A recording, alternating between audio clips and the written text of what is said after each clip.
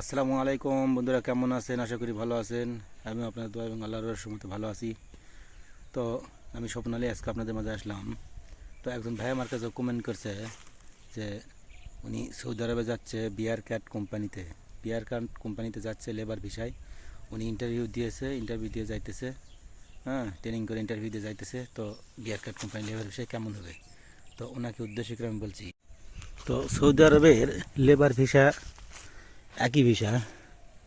Labour ভিসার interview দিলেই কি আর না দিলে কি লেবার ভিসা, ঠিক আছে। তবে একটা জিনিস হচ্ছে কোম্পানি, বিয়ার কাট কোম্পানি ভালো কোম্পানি, এই কোম্পানি খারাপ না, ঠিক আছে। এই কোম্পানি খুবই ভালো কোম্পানি। তো লেবার ভিসা তো যেটা নিয়ম আছে, বেতন হয়তো বিভিন্ন কোম্পানি বিভিন্ন রকম, কত হবে এটা পুরোপুরি বলতে পারতেছি না।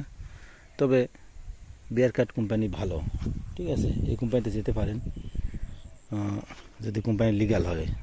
আর যদি আপনাকে বললো বিয়ার কাট কোম্পানি দিবে, দেওয়ার পরে বলার পরে আপনি করে দিল না, ঠিক আছে, আপনি সাপ্লাই হয়ে পড়লেন, এটা হচ্ছে সমস্যা। কোম্পানি যে কোনো কোম্পানি হলেও কোনো সমস্যা নাই।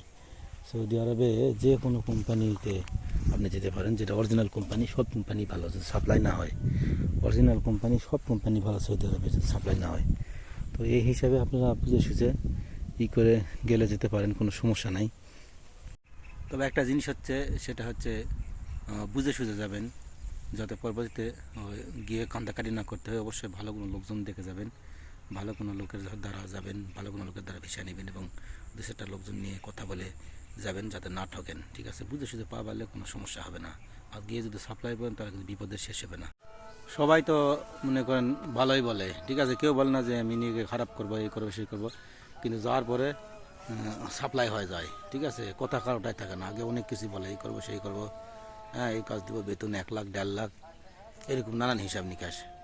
হ্যাঁ, শেষ পর্যন্ত গিয়ে কিন্তু ওই সাপ্লাই হয়, এই আমার কোনো খবর থাকে না, ঠিক আছে। তো সবচেয়ে বড় কথা হচ্ছে আপনি যে ভিসাতেই যান, কোম্পানিতে যান আর ফ্রি ভিসায় যান, কোম্পানি এই কামা লাগে, ফ্রি ভিসায় কামা লাগে, যেভাবে যান না কেন, যার সাথে যাচ্ছেন, যে নিয়ে যেতেছে, তার কাছে সর্বপ্রথম কথা বলবেন যেটা, সেটা হচ্ছে ইকামা। ইকামা যাতে আপনি গিয়ে 15 দিন বা 1 মাসের ভিতরে পান। তারপর কাম যদি আপনি 1 মাস পরে পান সমস্যা নেই, কিন্তু ইকামাটা হচ্ছে আপনি অবশ্যই অবশ্যই অবশ্যই ইকামা আপনার 1 মাসের ভিতরে বা 8-10 দিনের ভিতরে পাবেন, এরকম কথাবার্তা বলবেন, ঠিক আছে। ইকামা গেলে যাওয়ার 6 মাসের ভিতরে ইকামা দেয়, ইকামার কোনো সমস্যা হয় না, ঠিক আছে।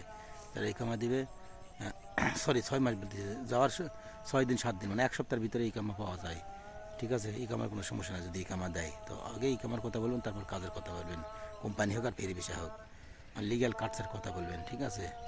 আর কোম্পানি বিষয় হলে তো 4 লাখ থেকে 4.5 লাখের ভিতরে যাওয়া হয়। আর ফ্রি বিষয় হলে ইকামা সারা গেলে 3.5 লাখ, আর ইকামা সহ গেলে 5 লাখ 5.5 লাখ, এটা লিগ্যাল হিসাব নিকাশ। তো সবাই ভালো থাকবেন, সুস্থ থাকবেন। আসসালামু আলাইকুম। কারণ অনেক লোক গিয়ে বর্তমান ঠকতেছে,